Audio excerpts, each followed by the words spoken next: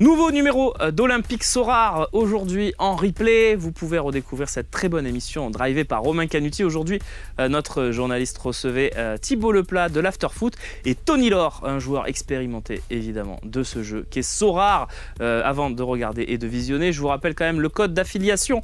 Si vous voulez suivre vos performances, vous challenger, le code d'affiliation du Phocéen, il est juste là. Allez-y, n'hésitez pas. Tout de suite, Olympique Sorare, Romain Canuti. Salut à tous et bienvenue sur Olympique Sorare, votre rendez-vous avec le jeu de fantasy football hebdomadaire sur le Phocéen. Sorare, la référence en cette matière de jeu fantasy football ou pas, il y en a d'autres, vous allez nous dire aussi, vous le savez dans le chat, puisque cette émission est également sur la chaîne Twitch du Phocéen. Vous pouvez nous donner votre point de vue, vous pouvez nous demander aussi ce que vous en pensez. Et pour cette émission, comme d'habitude, on va accueillir en deuxième partie un manager rompu aux joutes de Sorare, puisque c'est Tony Laure qui était brièvement avec nous et qui va nous raconter sa fabuleuse histoire sur ce jeu. Mais avant, les amis, nous allons recevoir une personnalité du football parce qu'il s'est affirmé comme ça ces derniers mois, ces dernières semaines, et il va nous donner son point de vue forcément intéressant sur Sorare parce que ça l'intéresse. C'est Thibaut Leplat, un des membres de l'After sur RMC. Salut Thibaut. Salut Romain, ça va? Ça va très très bien. Alors Thibaut, on t'a reçu aussi sur le Phocéen, dans des talk shows notamment. On sait que tu t'intéresses beaucoup au foot espagnol et tu t'intéressais forcément au passage de Sampaoli à Séville, ce qui t'avait permis de nouer contact avec pas mal de personnes qui le connaissent bien, et tu avais pu très tôt nous déchiffrer aussi un peu ses préceptes de jeu, ses raisonnements tactiques. Tu remarqueras que ça fait plus d'un an maintenant que Sampaoli est là, et il y a encore des choses à comprendre. C'est intéressant, c'est bon signe ça. Bah ouais, c'est un peu le plaisir aussi du commentateur quand tu as des entretiens, c'est que il y a plein de choses à découvrir, beaucoup de mystères, beaucoup de zones qu'on a du mal à comprendre, des zones d'ombre, et c'est ce qui, à mon avis, rend ce football-là intéressant, parce que si c'est si simple, bon bah on perdrait peut-être un peu le goût de le commenter, d'en parler entre nous, donc non, je trouve que c'est des entraîneurs qui sont intéressants pour ça, parce qu'ils sont assez obscurs.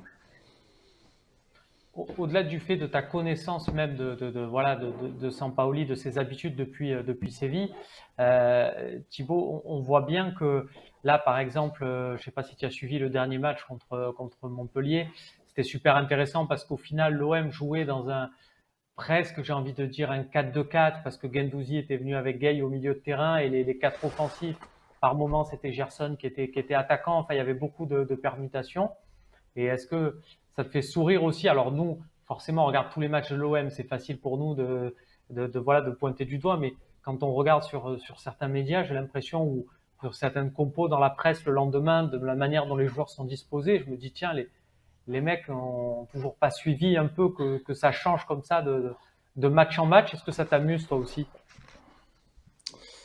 Ouais, c'est un peu ce qu'est la philosophie à la conversation de bistrot, c'est un peu près pareil, c'est-à-dire que tu as au départ forcément beaucoup de préjugés sur le football, notamment, parce que c'est un sport universel dont les règles sont finalement assez simples. Et du coup, tu penses que parce que tu connais bien les règles, tu as vu beaucoup de matchs, que tu comprends le football, que tu le connais. Or, le football, il y a beaucoup de versions, de modèles de jeu différents.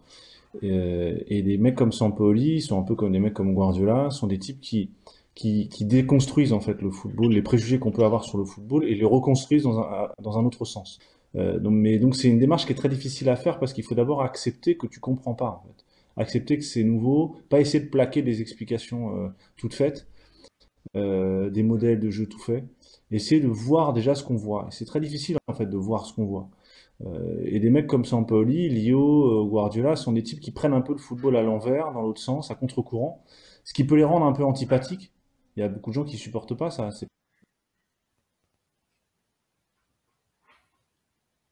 Ah, De Thibaut a règles. un peu frisé. On va le retrouver. J'espère qu'on va le retrouver rapidement. On va voir avec Steve pour que ça soit reconnecté rapidement. Ça me permet de saluer le chat avec Ren Yaya, FR. Tu es de retour, Thibaut?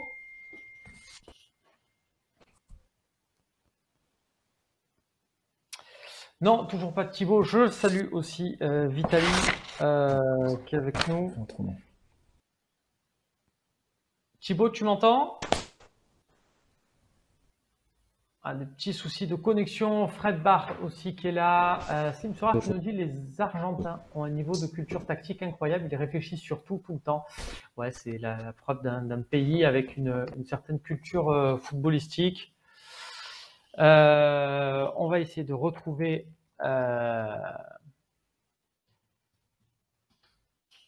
On va essayer de retrouver Thibaut. Oula, vous êtes sur ma partie. Vous voyez qu'il y a un peu des changements avec des cartes rares. Tiens, est-ce que voilà, on expérimente quelque chose, notamment avec l'ami Tony Laure. Il nous en parlera en deuxième partie pour essayer d'aller chercher des paliers en deuxième partie de saison.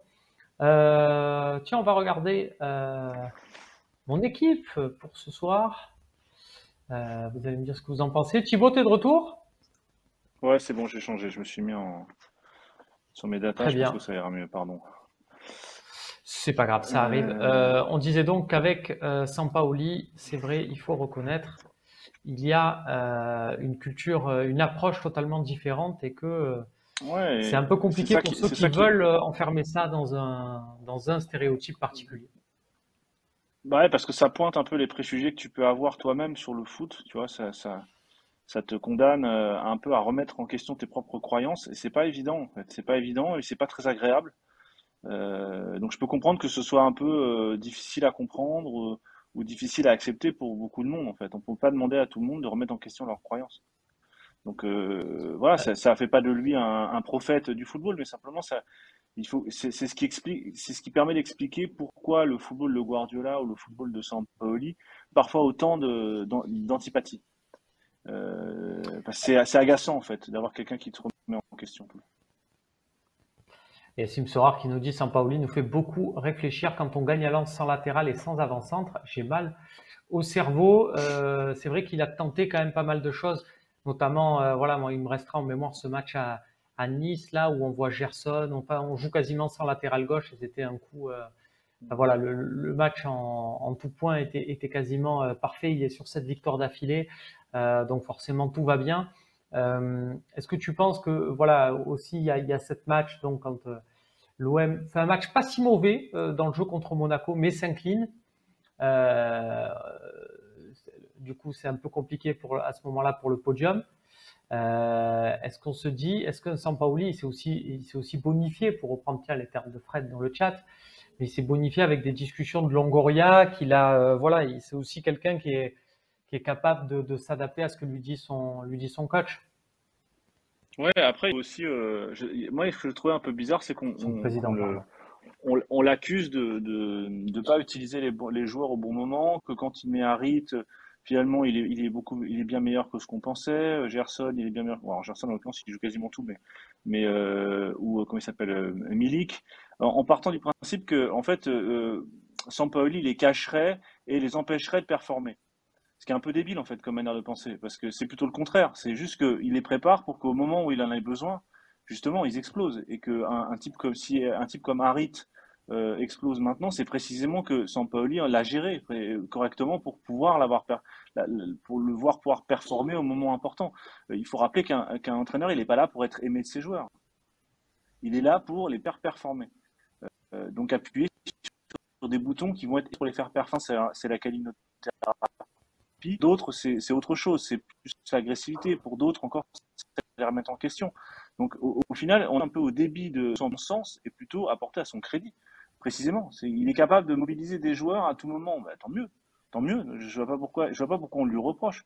Après, c'est vrai que les compos se sont un peu stabilisés là, mais peut-être aussi les joueurs ont plus intériorisé aussi le modèle de jeu. Tu vois, Gerson est beaucoup plus à l'aise maintenant. Il joue latéral, hein. En fait, c'est une sorte de nouveau Rongier côté gauche, Gerson. Et le temps d'adaptation est pas le même pour tous les joueurs.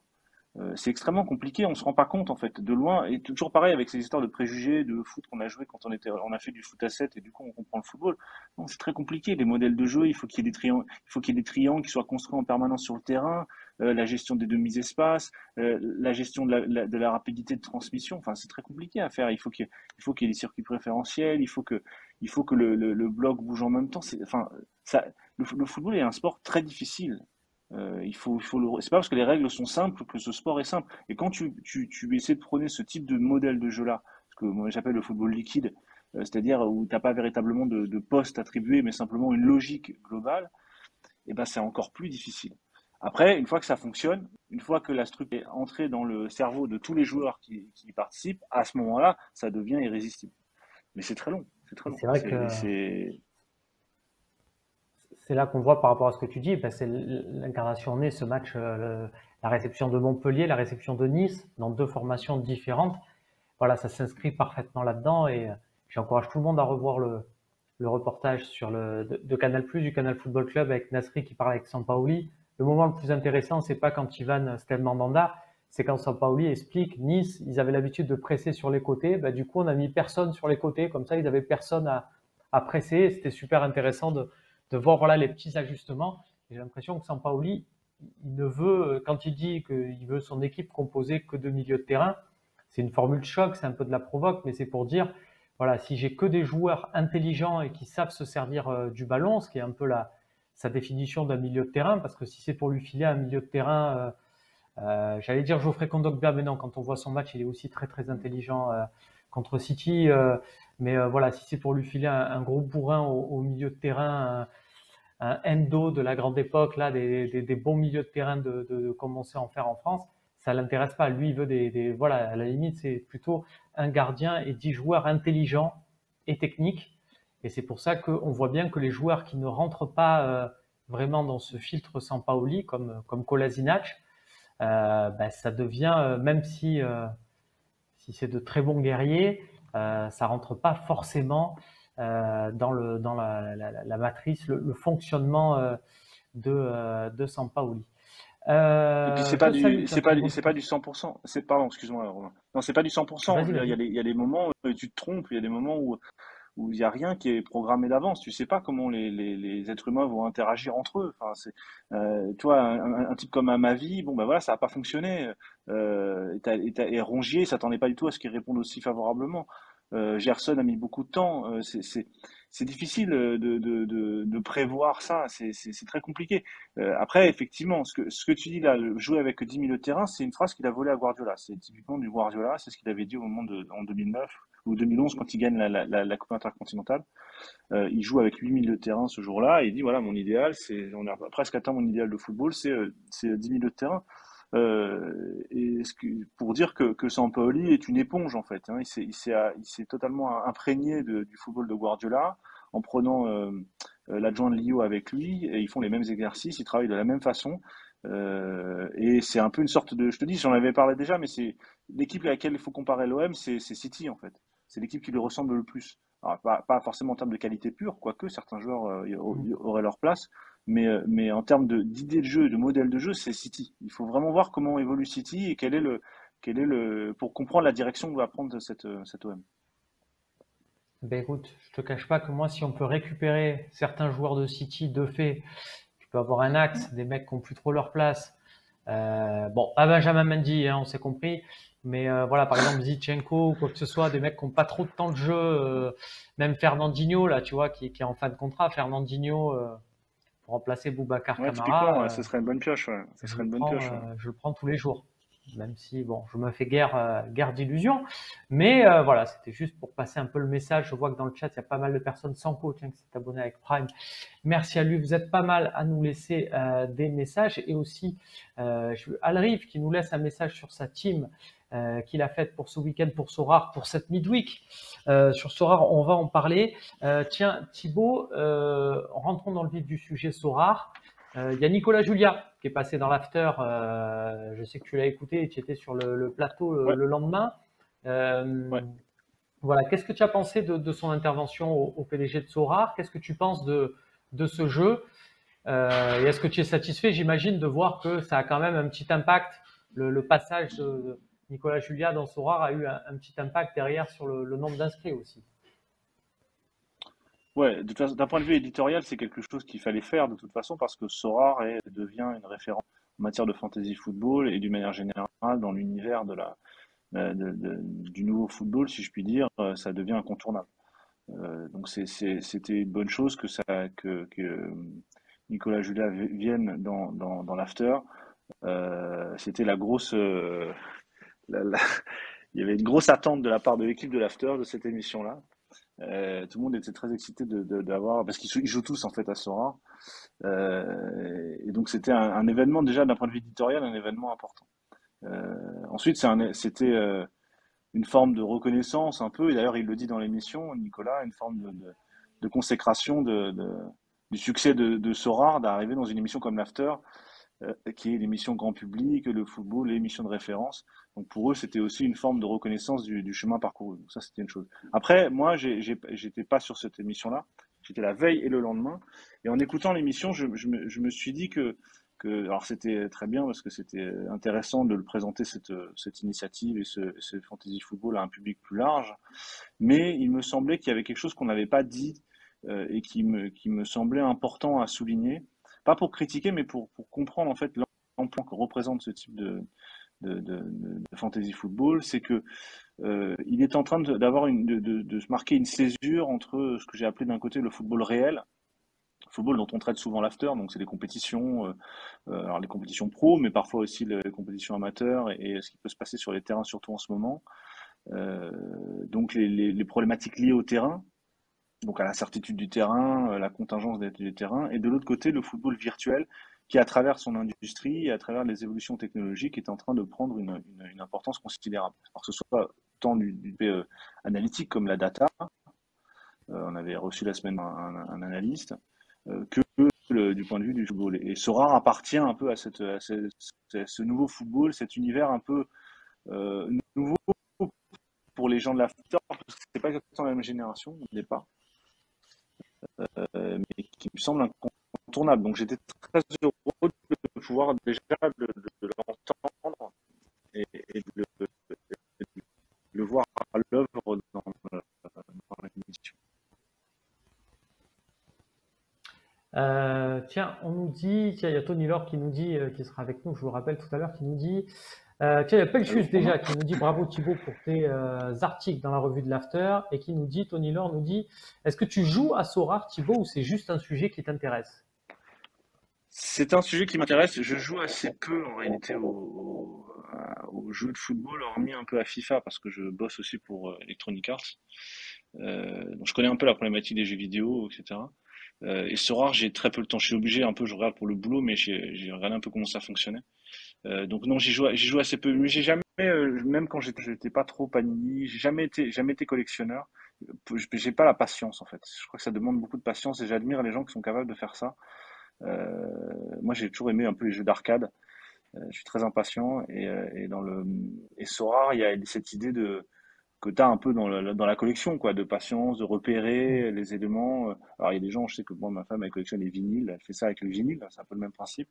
Moi, j'ai pas du tout cette mentalité-là. En revanche, ça m'intéresse beaucoup parce que c'est effectivement, c'est en train de devenir central, notamment pour une génération des 15-25.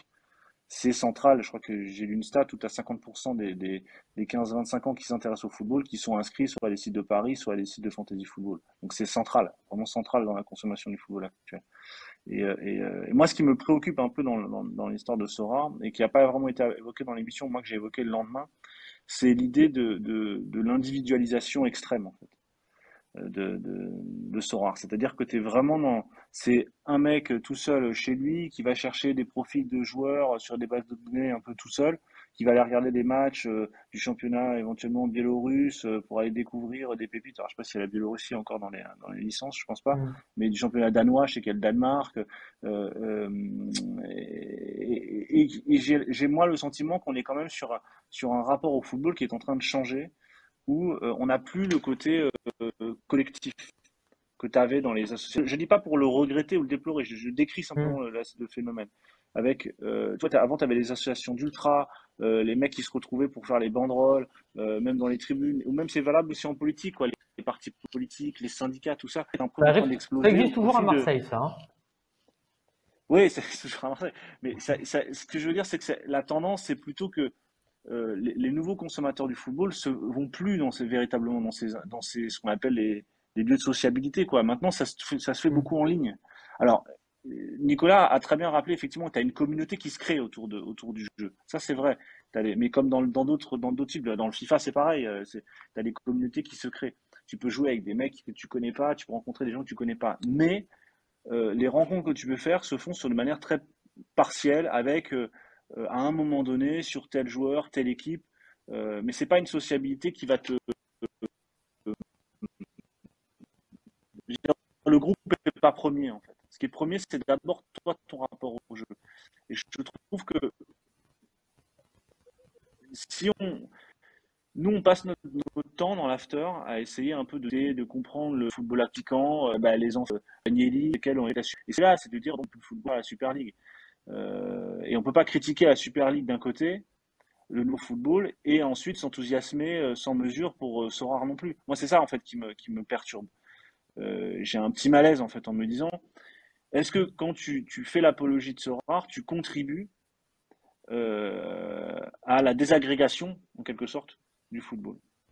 Alors, j'ai Alors, pas la réponse, je- je pense pas, ouais, mais bon, je alors, je trouve vais te répondre, que puisque je suis là-dedans et surtout, je suis très intéressé à ce même principe-là du football que toi et je joue à Sorare. Et là où je m'en sors et où je m'en tire, c'est que euh, Sorare te permet une continuité dans le.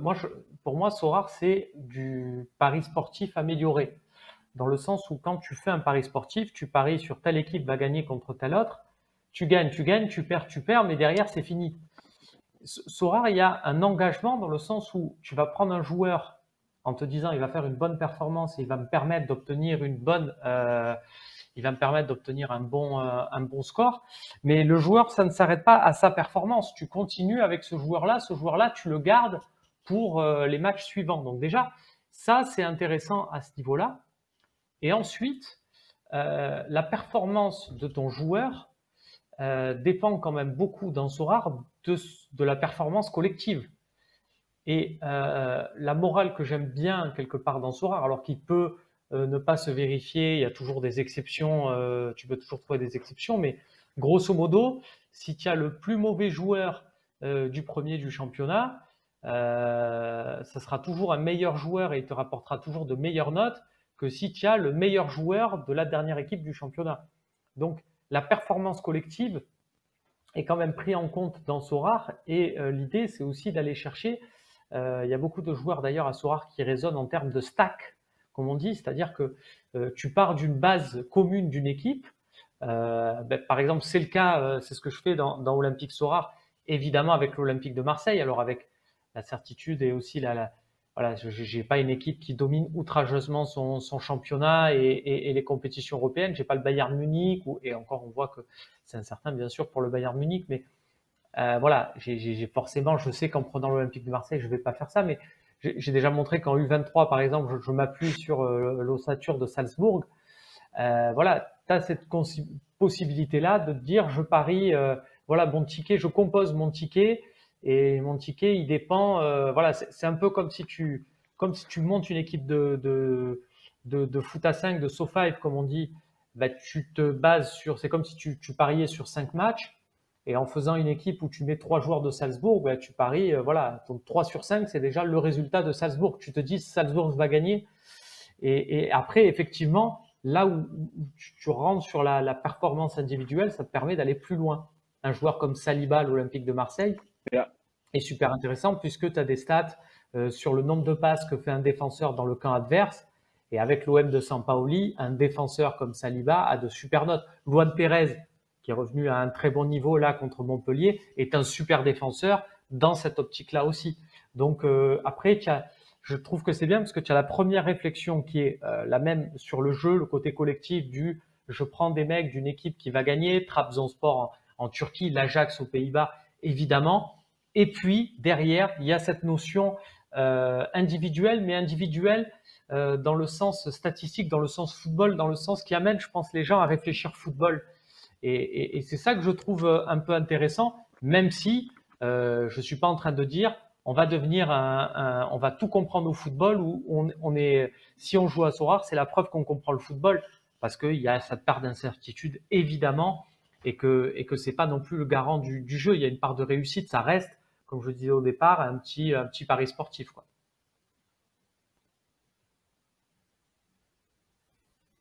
Et après, ce qui m'intéresse, j'ai l'impression que en fait, Sorare appartient à ces figures qui sont devenues centrales dans le foot moderne, qui sont les sportifs et les agents. Et que j'ai le sentiment que Sorare est un excellent outil pour comprendre comment fonctionne le marché du football, la question de l'échange, pour pas dire la spéculation du football, et que c'est un excellent entraînement pour devenir directeur sportif, en fait. Mais je suis pas certain que ce soit la totalité du football. Le directeur sportif, c'est une responsabilité parmi d'autres dans le football. Mais c'est pas, ça me semble pas la question du modèle tactique, la question, alors peut-être parce que moi je suis peut-être plutôt côté FIFA, mais la question purement du gameplay, tu vois, de ce que c'est que la mécanique du football, elle me semble un peu superficielle en fait dans Sorare. C'est pas le cœur du sujet en fait. Et pour aller loin, je dirais, ça pourrait être du football, mais ça pourrait être de l'équitation ou sur glace, ça changerait pas grand-chose en réalité. Hormis évidemment les marques, mais le jeu change. En revanche, c'est quelque chose que je trouve en espagnol, c'est des liens entre, c'est-à-dire le virtuel et le football réel. C'est ça qui nous est intéressant.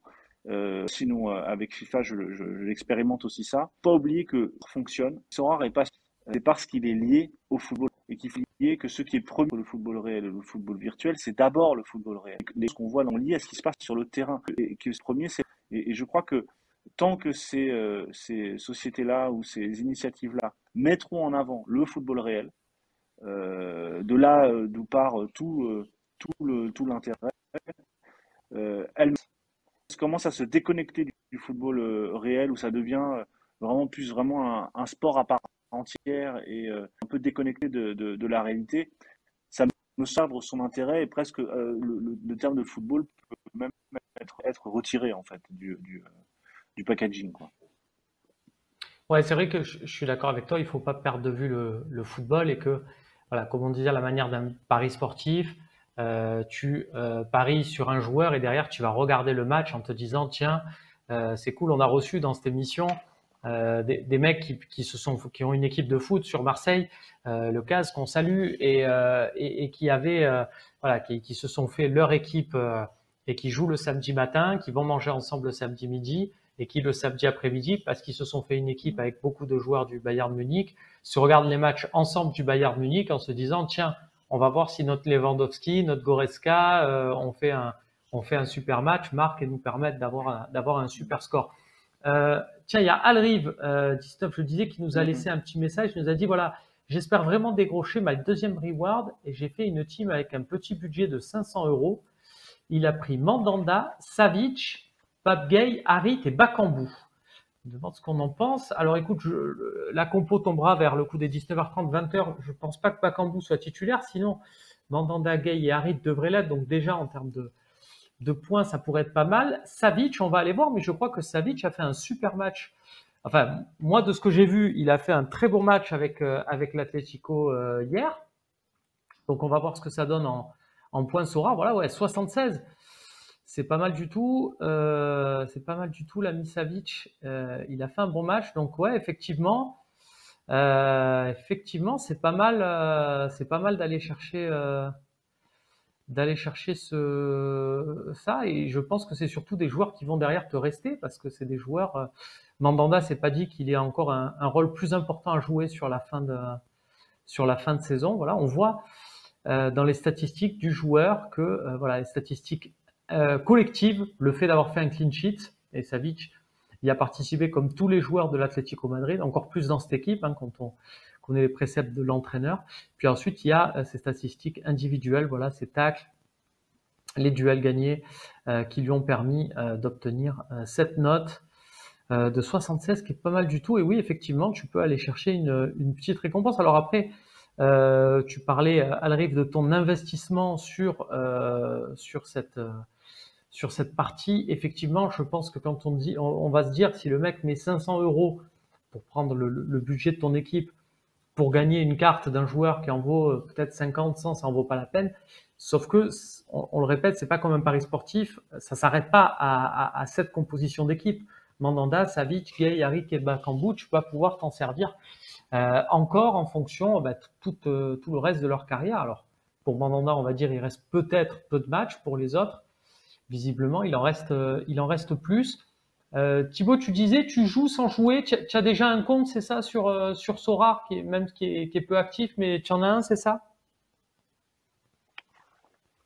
Compte, j'ai une équipe, je me souviens plein de nom, je suis allé voir, mais j'ai pas beaucoup de temps pour faire ça. Parce que si je veux pas divorcer, quoi, sinon après, j'aurais divorcé, je pourrais faire d'autres choses. Mais non, après, je suis un peu ce qui se dit, ce qui se fait, je lis pas mal sur les publications sur ces sujets-là.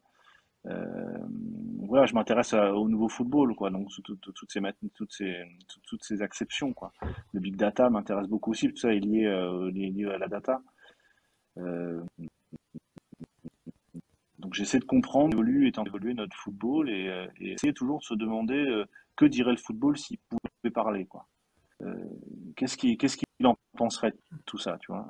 Est-ce que ça l'intéresserait? C'est monsieur maintenant le football, donc mais je pense que ça l'intéresserait. Et il y a des mises en garde, mais je pense que ça l'intéresserait parce que plus ça amène de monde sur les terrains, mieux c'est, si je puis dire. Le problème qu'on a maintenant, c'est que surtout en France, on a tendance à maltraiter un peu le football réel. On voit ce qui se passe dans le monde amateur, les problèmes de violence autour Ouais. des terrains, ce qui peut se passer dans les tribunes, etc. Et les parents, au lieu d'un leurs enfants de foot au final, quoi. Donc ça me semble, alors même si c'est interdit moins de 18 ans, mais je pense qu'il faut arriver à faire le lien entre les deux. Ce que je fais pour EI, c'est faire le lien avec le football réel. C'est ça et lié à l'activité physique. C'est dur à dire. C'est aussi une activité physique, c'est une activité de football. Donc, si Sorare, ça te permet d'avoir une activité sociale, de découvrir d'autres joueurs, de créer des communautés, tant mieux. Si ça permet d'intéresser à des matchs, tant mieux. Si ça donne envie aux gens d'aller au stade, tant mieux. C'est pour ça que j'avais bien aimé l'initiative qui a été faite avec le Betis notamment, où tu as des joueurs qui viennent, qui interviennent sur leur carte, qui expliquent, et c'est l'occasion d'expliquer l'histoire du club, des joueurs un peu importants du club. Je trouve que ça, c'est vraiment intéressant. Et je trouve que là, il y a vraiment quelque chose, c'est à ce moment-là que tu fais le lien. Et que ton projet est un projet commercial. Voilà, c'est pas juste ça. Le football va bien au-delà de la question commerciale. Et si tu veux durer, et je crois que c'est un peu l'objectif de Sorare, c'est d'être une référence dans les marques de sport. Et si tu veux durer, tu es obligé d'aller au-delà de l'aspect purement à court terme, qui consiste à faire de la spéculation à partir de cartes. Tu as besoin d'inscrire ça dans un récit plus collectif, plus général, sur un certain rapport au monde, une certaine manière de voir la vie à travers ce jeu-là. Et une certaine manière de voir le football aussi.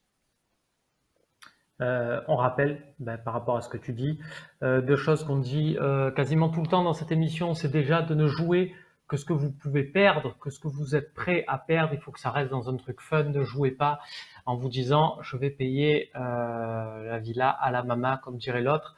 C'est absolument pas productif. Et puis je vous conseille, ça c'est ma manière de voir le truc, mais faites-le comme vous pouvez. Moi j'aime bien aller chercher des joueurs que je peux voir jouer. Alors, je vous dis pas des fois les matchs, mais des résumés. Je suis allé chercher un nouvel attaquant japonais du Celtic. Je sais que je vais pouvoir me mettre un peu son résumé, ses highlights de match, et je suis curieux de regarder ça, d'avoir un œil là-dessus, et puis surtout de suivre un peu cette... alors, je vous dis pas que je le connaissais avant, c'est sur le simple fait de me dire, tiens, un joueur japonais qui va jouer au Celtic, qui est un futur international en puissance, voilà, j'ai envie de suivre ça, et derrière je suis cette aventure-là, mais voilà, mettez-vous sur des joueurs dont derrière, comme le disait Thibaut, ça vous rapproche et ça vous raccroche au football réel. de suivre. J'ai récupéré le joueur de Lyon. Oui, j'ai récupéré un joueur de Lyon, le Brésilien Tété. Voilà. Je suis très content de suivre ça et de me dire tiens, ça peut être super intéressant pour ma partie Sora, mais pour suivre aussi ce joueur-là sur le long terme. Voilà, je l'ai vu jouer l'année dernière en Ligue des Champions et je me suis dit ce mec-là, il a quelque chose. Je serais curieux de le suivre. Et ben voilà, c'est dans cette optique-là, c'est pas dans une optique voilà. Et prenez ce jeu dans une optique voilà de vous faire kiffer, de vous dire quand vous allez voir jouer un joueur, vous allez vous dire bah tiens, c'est grâce à ça, je pense que tout le monde il sera gagnant. C'est le meilleur moyen de prendre ce jeu maintenant. Chacun fait comme il veut. Thibaut, il y a une question de Yo 38150 OM. Je ne capte absolument pas ce qu'il dit, mais tant que tu es là, je profite, je te la pose. Thibaut, c'est quoi le délire des choix TOTW de FIFA Saliba par rapport au match OM Montpellier au lieu de Harit, what the fuck? Donc, je ne sais pas ce que c'est les TOTW dans FIFA. C'est le FUT, c'est FUT, mais je peux pas te répondre. J'en sais rien. C'est pas moi qui fais ça. Tu peux pas te répondre là-dessus. C'est la Team of the Week, c'est les Team of the Week sur Voilà, sur ouais, FUT, mais moi je m'occupe pas, je ne m'occupe pas du tout de ça. Moi je m'occupe d'autres sujets sur le FIFA et le Team FUT, il y a des trucs moi qui m'échappent aussi, donc je peux pas. Faut voir avec les chefs, c'est pas moi ça. Désolé. Mais très il y a un bien. truc que je voulais dire Ouais.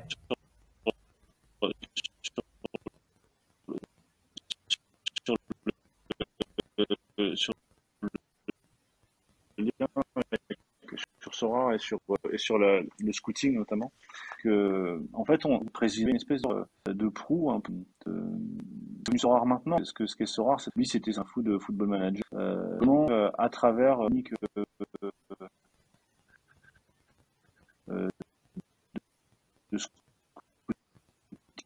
scouting, à travers les logiciels, à travers la technologie, tu arrives à te rapprocher du terrain.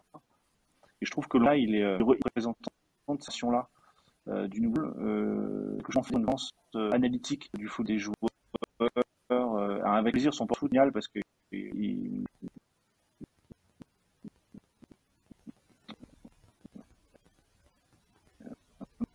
Ça coupe vraiment. Son amour en fait de ce qu'il cherche. Et je crois que le secret, si tu veux, c'est d'aimer en fait. Ok, ouais, Thibaut, ça coupe énormément. Je vais devoir te laisser. On se retrouve bientôt sur le Phocéen. Tu nous diras un peu si tu as avancé sur Sora, si tu t'es lancé dans ta partie ou pas. Et en tout cas, merci de nous avoir fait part de ton point de vue sur ce jeu. Merci beaucoup. Avant de passer au deuxième invité, je vais prendre quelques questions parce que j'en ai vu. Certaines qui sont très intéressantes. Tiens, Fred qui nous dit: que pensez-vous de la nouvelle du jour? Les vrais joueurs de l'Ajax revendent leur carte Onana car ils ont l'info que le coach va redonner sa place de titulaire au gardien numéro 1. Voilà, on est en plein dans la spéculation dont on parlait. Après, je ne sais pas si revendre sa carte Onana, c'est une super bonne idée. Ça monte au côté spéculatif. Onana, ça va être le gardien de l'Inter Milan. La saison prochaine, c'est déjà signé. Donc, voilà, je pense que faut faire attention à ces mouvements-là. Je regarde un peu vos messages. Il y a Dark Marshall qui nous dit: salut Romain, est-ce que tu as vu que Luis Enrique de l'OM et Stéphie Mabididi ont changé d'agent? Ils sont maintenant chez Raiola. Oui, est-ce que c'est positif ou pas? Je suis pas sûr. Vraiment, pour voir les derniers matchs, et vous l'avez vu au Vélodrome dimanche dernier, Stéphie Mabididi là. Il a un super ballon de Gerson, hein, c'est la seule poulette du match de notre Brésilien. Il frappe sûrement Nanda, c'est vraiment un joueur en manque de confiance.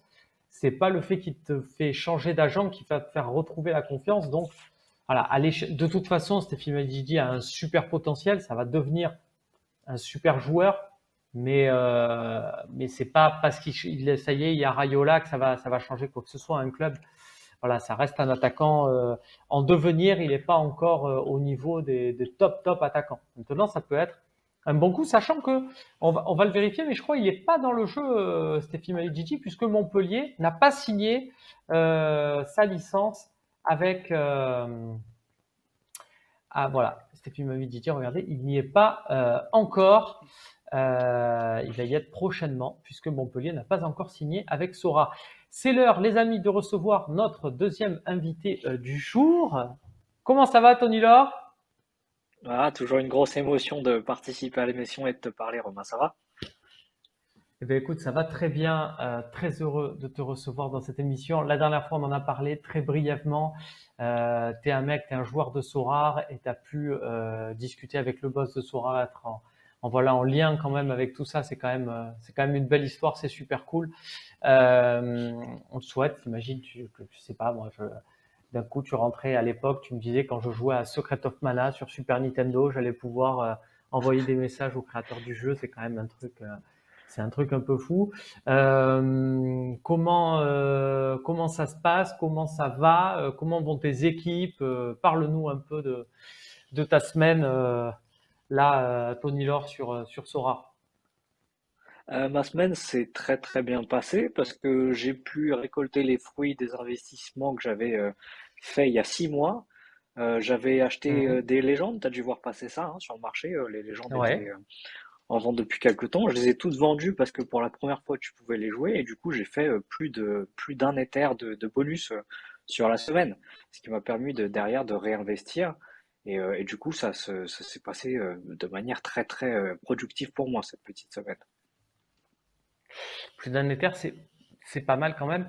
Quand on discutait tous les deux un peu des différentes possibilités qui s'offrent à toi, alors je sais que tu as ce compte, mais que tu en as d'autres. Là, on voit les cartes de ta partie. Tu te concentres sur les cartes rares. Ouais. Pour toi, les cartes rares, c'est un train qui est encore à prendre, là où super rare et unique, évidemment, ça devient hors de portée. Alors, hors de portée pour les uniques, c'est certain. Pour les super rares, il faut viser juste, vraiment juste. Je dis pas que les trains est déjà parti, mais si tu te plantes ou que par malheur, évidemment, le joueur se blesse, bah t'es très mal. Toute l'équipe est handicapée, c'est quasi impossible de le remplacer. Le train rare, pour moi, il est encore sur le quai. Tu peux monter dedans et faire des bons coups, faire des bonnes trouvailles, faire un scouting intéressant qui peut te permettre de faire ou des plus-values ou des bonnes perfs. Et je trouve aussi qu'il est beaucoup plus mature, ce marché rouge, que le jaune. Et ça s'est vu notamment avec les fluctuations de l'ETH récemment sur ces derniers mois, Mhm. où tu voyais que dès que l'ETH baissait, bah, le marché des limited crachait avec, parce que les gens paniquaient très vite. Tu te rends compte du coup que les gens dans ce mode de jeu-là réfléchissent plus en euros qu'en crypto. Et du coup, ils peuvent paniquer un peu plus vite que quand tu montes en rareté. Donc, plus tu montes en rareté, plus les gens ont tendance à réfléchir en crypto, en ETH, et ça semble offrir plus de résistance aux fluctuations de la monnaie. Et c'est ce que je préfère, ça me permet d'avoir plus de visibilité, quoi.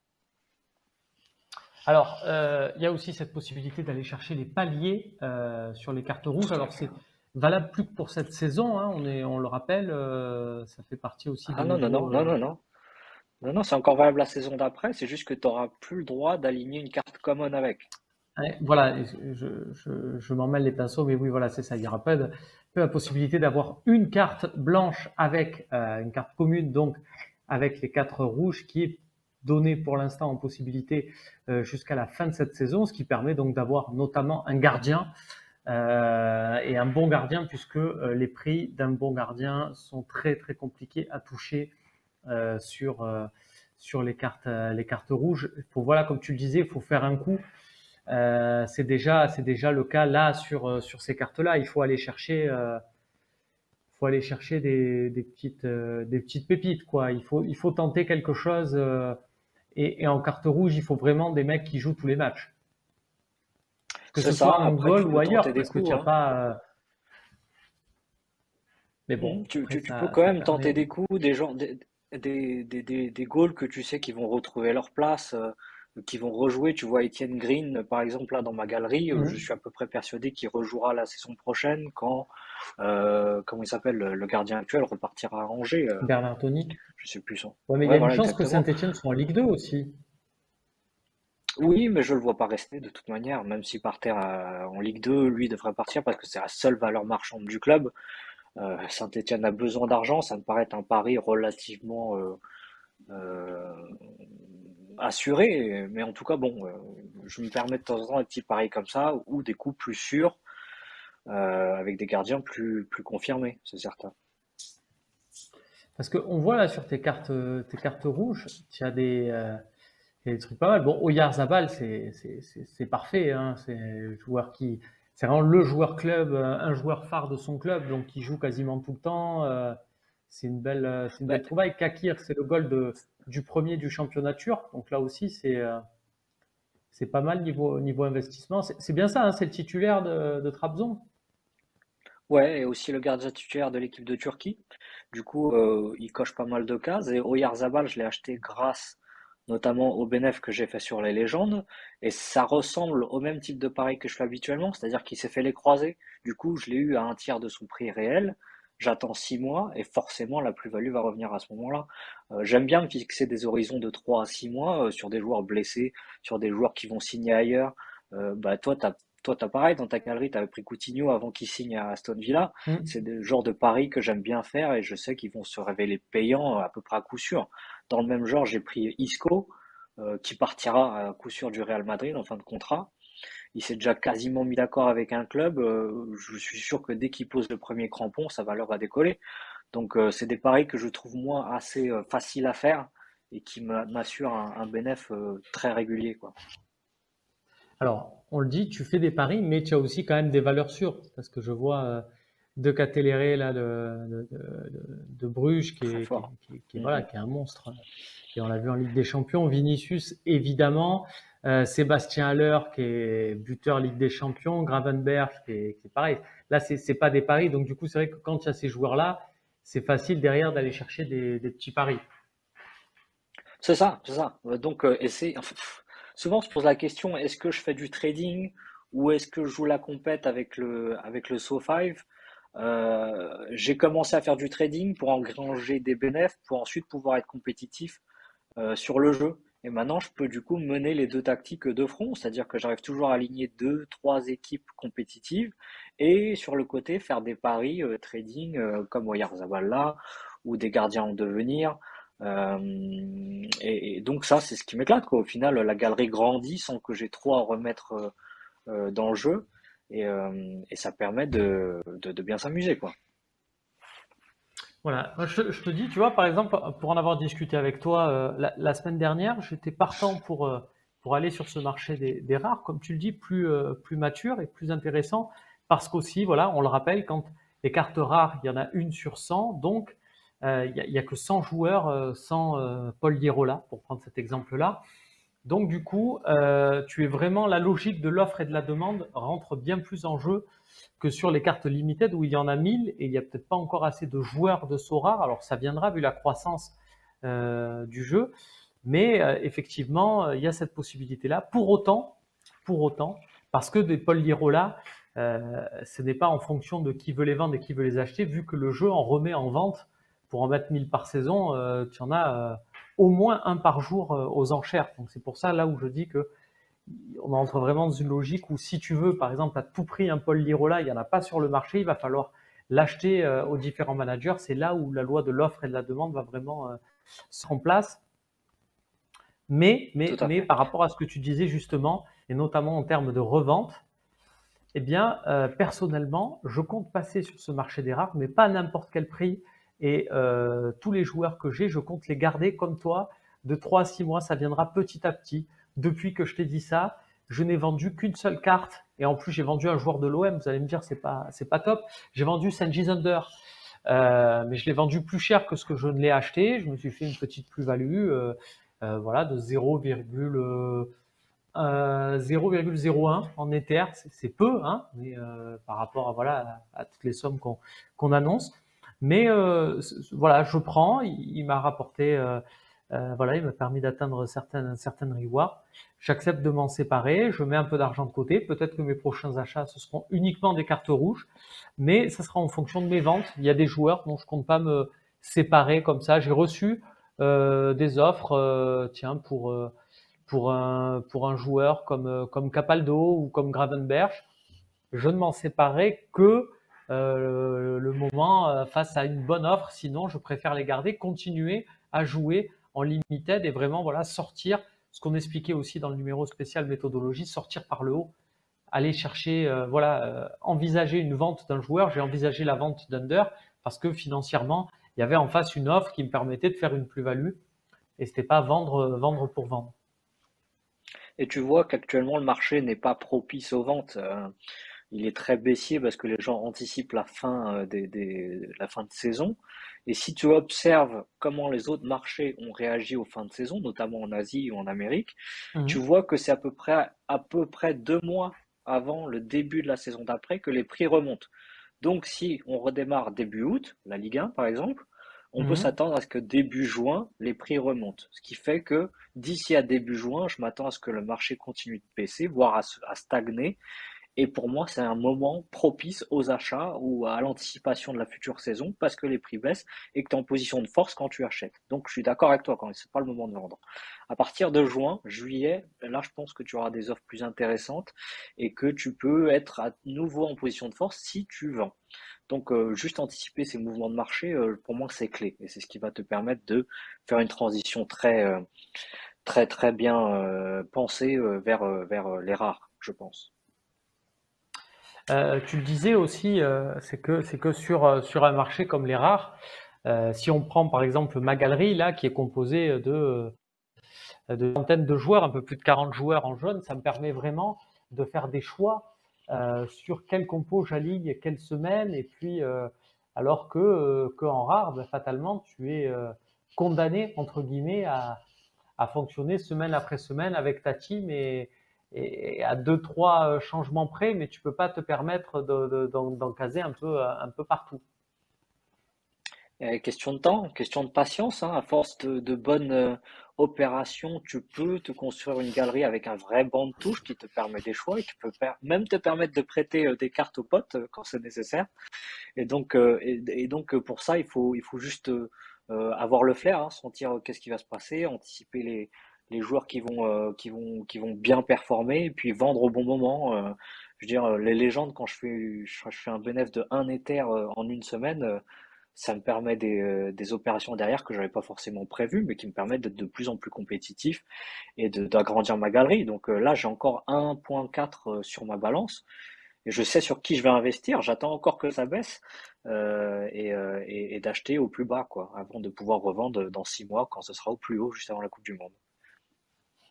Bien vu. Allez, tiens, regarde, je te montre les équipes que j'ai prévues un peu ce week-end. Tu me dis un peu ce que tu en penses.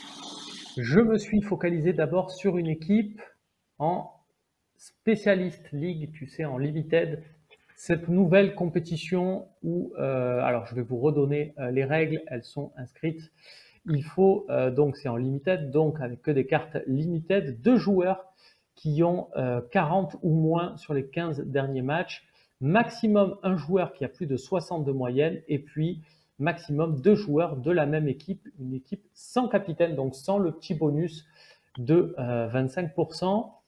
J'ai mis Cohn, le gardien de Salzbourg qui joue l'Austria de Vienne ce week-end, et j'ai mis Adamou, qui je pense sera encore titulaire avec Salzbourg. J'ai mis aussi 2 joueurs de Leverkusen, tiens, qui reçoit Leipzig. Alors on peut se dire comme ça, c'est risqué, mais Leipzig joue ce jeudi en Ligue Europa. Je me dis donc il y a une possibilité pour que ce soit un match plus facile pour Leverkusen qui se sera reposé, donc avec Kossounou et Patrick Schick qui est revenu devant.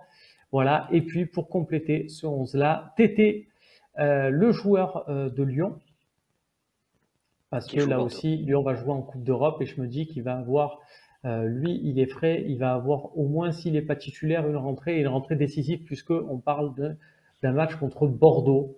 Donc voilà, je me dis, c'est l'occasion pour lui de marquer au moins un but. Voilà cette équipe en spécialiste league. Dans mon raisonnement, j'ai commencé par cette ligue, sachant, je pense que ça t'a pas échappé, que, mon cher Tony Laure, que nous sommes sur une semaine assez particulière parce que en Angleterre, ça joue la Cup, aux Pays-Bas, ça joue la Cup. Enfin, il y a pas mal de pays où ça joue les coupes, donc des compétitions pas prises en compte par Opta, donc pas prises en compte par Sorare. Donc, il y a beaucoup moins de joueurs disponibles.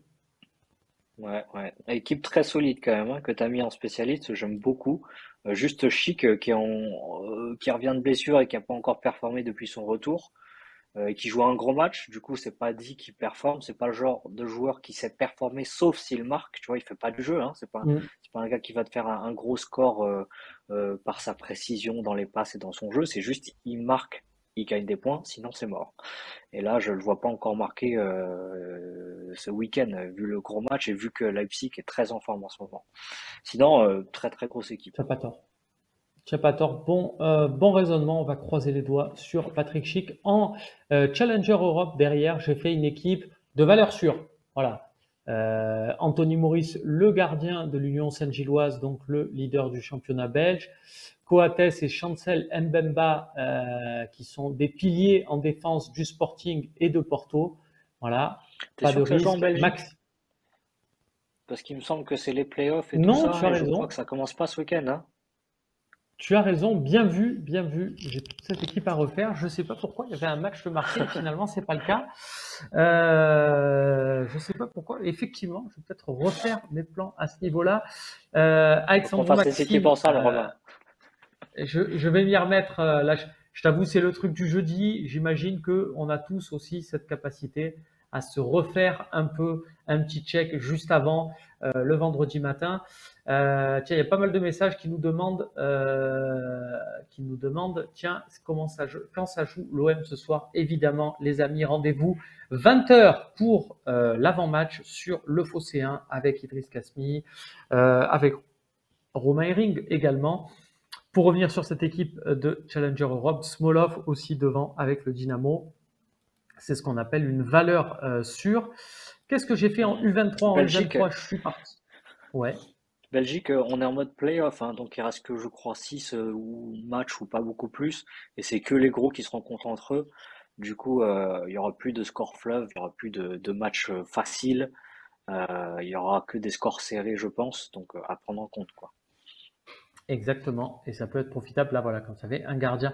Adamov, alors il est plus titulaire avec. Enfin, il a perdu sa place depuis 2 matchs avec Sochi, le jeune gardien de Sochi. Ils font rejouer le vétéran, donc à voir si ça sera bon.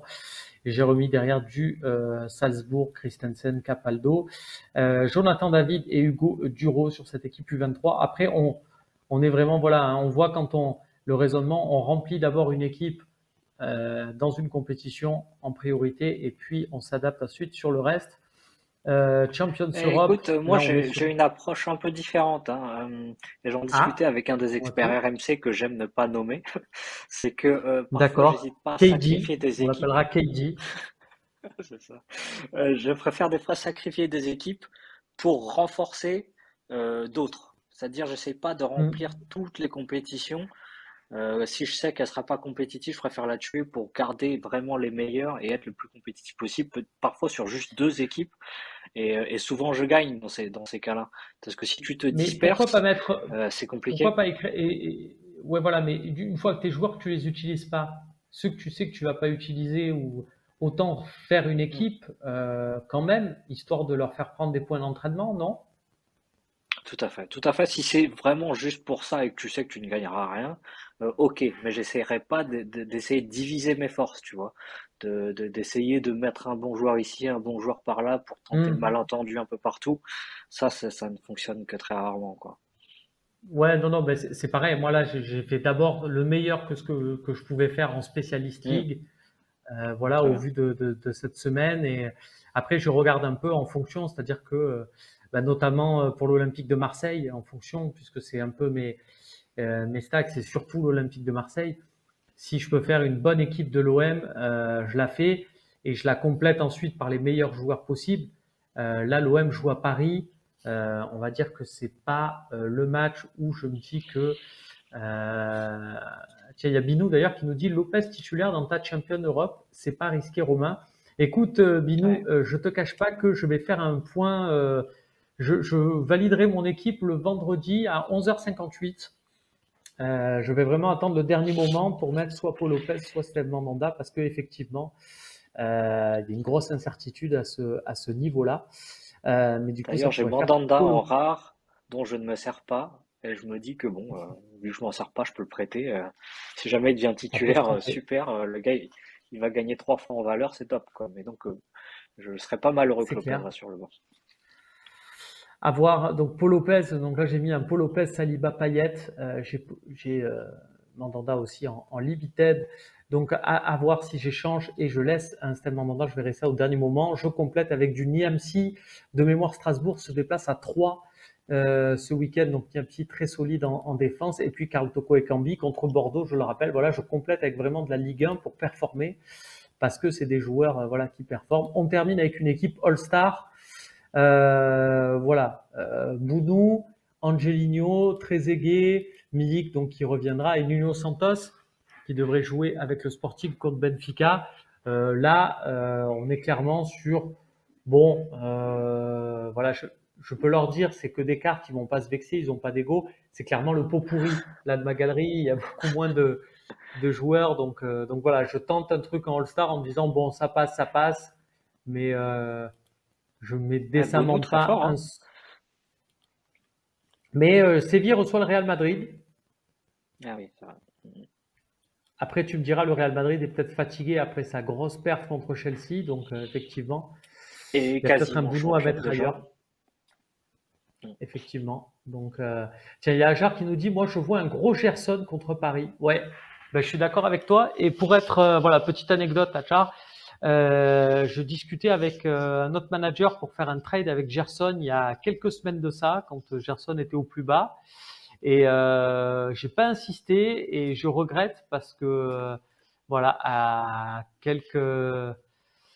une carte mineure près, je pense que j'aurais pu avoir Gerson et que voilà, sa valeur a de suite et c'est un joueur effectivement et on rentre dans ce que je disais tout à l'heure et ce que j'aime à Sorare, tu vas nous dire si c'est ton cas aussi mon cher Tony Laure, d'avoir voilà des joueurs qui te font aussi plaisir un peu sur le terrain dans ta galerie, c'est aussi un objectif. Ben, c'est quasiment nécessaire pour moi. C'est compliqué d'aller investir sur des gars juste parce qu'ils te donnent des bons scores mais que tu n'aimes pas. Moi, j'ai du mal à concevoir ça. J'ai besoin d'aimer le joueur avant de me dire que je vais mettre des sous dessus. Déjà, j'aurai plaisir à le suivre parce que je l'aime bien. Puis derrière, Mm. j'aurai le plaisir à voir s'il score pour moi ou non. Là où par contre, j'apporterai une nuance par rapport à ce que tu as dit avant. Tu as dit que ça ressemblait au pareil sportif amélioré. Je dirais plutôt que ça Mhm. ressemble à l'investissement que tu peux faire dans des chevaux comme Antoine Griezmann y fait. Par exemple, tu vois, il a acheté un cheval. Ce cheval peut performer, peut ne pas performer, peut te faire gagner des courses, mais quoi qu'il arrive, il t'appartient. Il t'appartiendra jusqu'au bout, jusqu'au jour où peut-être tu le vendras et te fera une plus-value, oui ou non, peu importe. Mais quoi qu'il arrive, il te restera dans ton portefeuille, entre guillemets. Alors que bon, le pari sportif, c'est du court terme, c'est très probable que tôt ou tard tu perdes tout et que tu ne puisses pas construire grand-chose dessus. Et, là où par contre je trouve que c'est similaire, c'est dans le côté émotionnel. C'est-à-dire c'est vrai que tu as ce rush d'adrénaline quand ça performe pour toi, mais c'est tout quoi. J'ai juste cette émotion. Moi, ce qui m'importe, c'est que ça puisse t'apporter quelque chose sur le long terme. Et j'ai ça avec Sora. J'ai l'impression que je peux construire, et je le vois, hein, de toute façon, depuis que je suis dans le jeu, je construis une galerie qui n'a plus rien à voir avec celle que j'avais quand j'ai commencé. Et ça, c'est parce que les joueurs m'appartiennent toujours, quoi qu'il arrive, même quand ils scorent rien du tout, ils reprennent la valeur plus tard. Et c'est en ça que je trouve que c'est très différent du pari sportif que je pratiquais beaucoup avant, hein. Mais depuis Sora, bah, c'est Mm. fini, clairement. C'est fini, clairement. Tony Laure, avant de terminer cette émission, j'en ai parlé un peu, donc tu nous dis ce que tu peux nous dire évidemment, mais j'ai une belle histoire qui est en train de s'écrire avec Sora, en tout cas on te le souhaite, mais voilà, de dialoguer comme ça un peu avec le patron. Il y a des projets derrière un peu avec Sora? C'est l'objectif. Ouais, ouais, c'est clair que moi, mon but, c'est pas d'être le meilleur sur Sora ou de gagner la prochaine Kylian Mbappé, même si ça me ferait toujours plaisir. Moi, mon objectif, c'est vraiment d'intégrer l'équipe Sora parce que j'ai la conviction qu'ils sont en train d'écrire l'histoire avec un grand H et que j'ai envie d'en faire partie. J'ai l'impression que je peux apporter quelque chose. Et du coup, oui, je crois que mon profil les a intéressés parce que derrière, on s'est beaucoup contacté, que ce soit par Internet ou par téléphone, visio, tout ça. Et il y a une vraie belle connexion qui s'est faite. C'est juste que bon, mon approche était très originale. Et ce qui fait que même s'ils aiment mon profil, il n'y avait pas de poste créé pour moi encore à l'heure où on Mm. s'est parlé, mais qu'ils ont très bien compris là où était ma plus-value et que on s'est un peu donné rendez-vous pour dans quelques semaines, le jour où avec un peu de chance, ce poste est créé. Je devrais être sur la liste d'attente. Donc c'est l'objectif. Je croise les doigts. En attendant, je joue. J'essaie de performer comme je le fais et je patiente.